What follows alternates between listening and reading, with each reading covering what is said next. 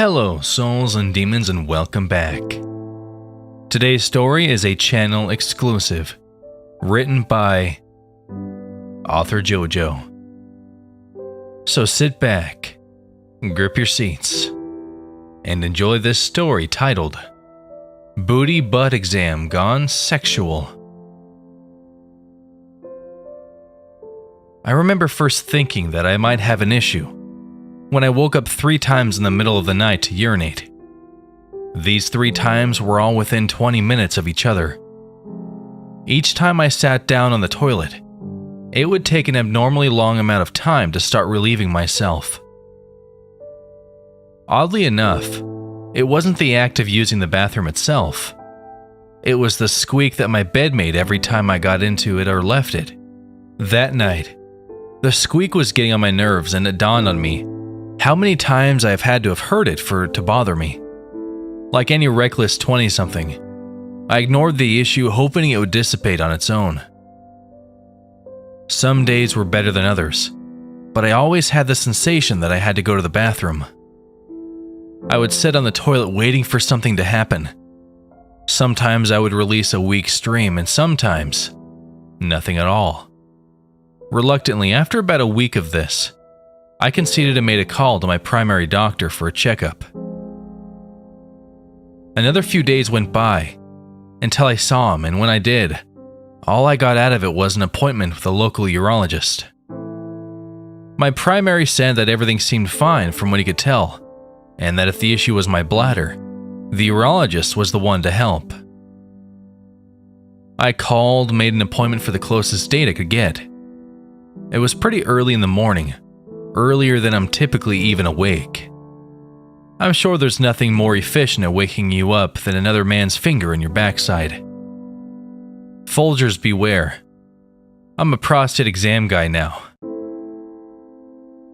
The days went on, and I was increasingly thankful that whatever was wrong with me was only causing discomfort. If either my inability to use the bathroom or feeling like I had to use it too often caused me pain, I might have lost it.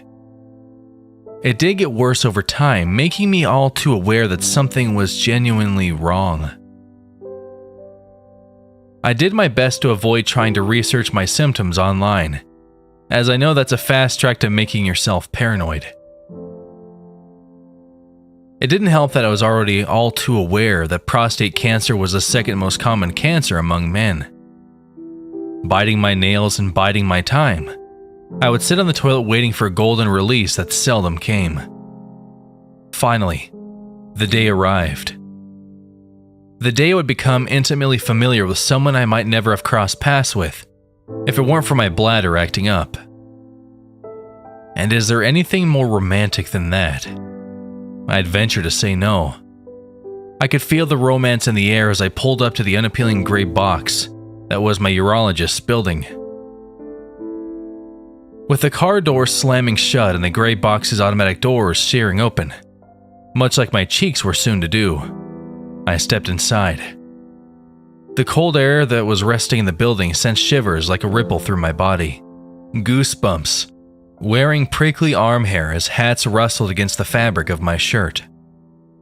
I waited patiently after signing it, preparing myself for a level of intimacy I have experienced on very few occasions. At least this time, it would be my insurance paying for it. I looked around the room at the other people sitting in the faded blue chairs in the waiting room. I wondered if I was special that day, if my urologist had saved his first dive for me, if I would be his last. My thoughts were interrupted as I heard my name being called from across the room. I stood from my seat in response, the sensation of my bladder making me wince for a moment. We walked together, the nurse and I, down a dimly lit and surgical-looking hallway. White-tiled floors and walls that were nearly an identical color to the chairs in the waiting room. I thought that hallway would stretch on for ages, until the nurse directed me into the room to my right. That's where I rested on what weird bed and chair hybrid doctors have. I briefly discussed the issues I was having with the nurse, and she did the usual rundown of checking pulse and my breathing. She handed me a gown, and instructed me to strip down and put it on, and left the room, closing the door behind her. Feeling shy and cold, I pulled my articles of clothing away from me and rested them on a nearby chair. The room wasn't as cold as the waiting room, but with only the gown on, I could feel its chilly tendrils licking my skin. I nearly fell out of my newly acquired attire when I first heard a fist rapping against the wooded door. "You ready for me to come in?" a voice chimed from the other end of the door. "Yeah," I sheepishly replied. I felt like I was on a blind date and was trying to surprise said date by showing up in my sexiest outfit. The door clicked and the metal handle twisted. Another plume of cold air wafted by me as the door swung open, revealing my doctor. A man who appeared to be too close to my age group for my liking. "How we doing?" he smiled as he walked over to his computer. I offered a half-hearted response, watching him sit down and stare at the screen. Checking my files, no doubt. "This your first time?" he questioned further. "Officially, yes," I said, feeling vulnerable. Between the chill air and the fact that I was basically wearing a bedsheet, all I had was a thin veil of humor between me and the doctor. "Ah, well, don't worry. I'll be gentle for you," the doctor chuckled out. I was thankful he had a sense of humor about him. Two men our age, this would certainly have created an uncomfortable aura if we had just exchanged empty responses. He then proceeded to do everything the nurse had already done, maybe to make me more comfortable with him touching me. "Do you want to do this laying down or standing up?" he asked me. I had looked up online about how a prostate exam is performed. Something about laying in the fetal position while a man places his finger inside of me seemed so bizarre. What a weird position to be in. I wanted to at least have a little agency in this process. Didn't want to give him all the control. "Standing," I replied, rising from the bed/chair and placed my hands on it. Leaning forward, I let my backside protrude. I heard a bubbling noise as a lubricant was squirted out of a bottle. "Okay, here we go. You're gonna feel some pressure," he remarked. It felt like no time had passed from when his sentence finished and when I felt the pressure he warned about. My whole body responded by tensing up. I can't tell you how long his finger was in me. I could feel his finger like a worm pushing through the dirt.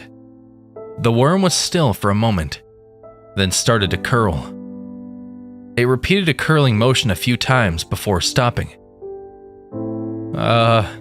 What's going on back there, Doc?"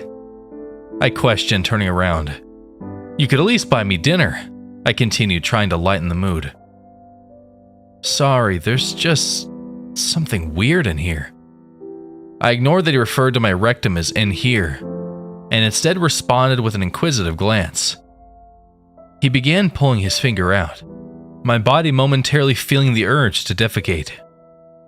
Before he was able to fully vacate my body, he let out a short scream. He jerked his arm back and I could feel something larger than his finger follow closely behind. My heart sank, thinking I had made a mess on the floor, but when I turned around to investigate, I was stunned by the spectacle. Laced around the finger that had just space invaded my body was a clump of what looked like soggy hair. The doctor was pinching at it, and I could see each strand of the mess wriggling around and reacting to his movements. "What the fuck is that?" I shouted. The mass seemed to respond to my voice as it tensed up around the doctor's finger. "Do I look like I know what this is?" he frantically replied, beginning to try and grab fistfuls of it, but failing to gain much ground. His face looked up at me as I backed away. "Help me out, man." He had gone from calm to a mess.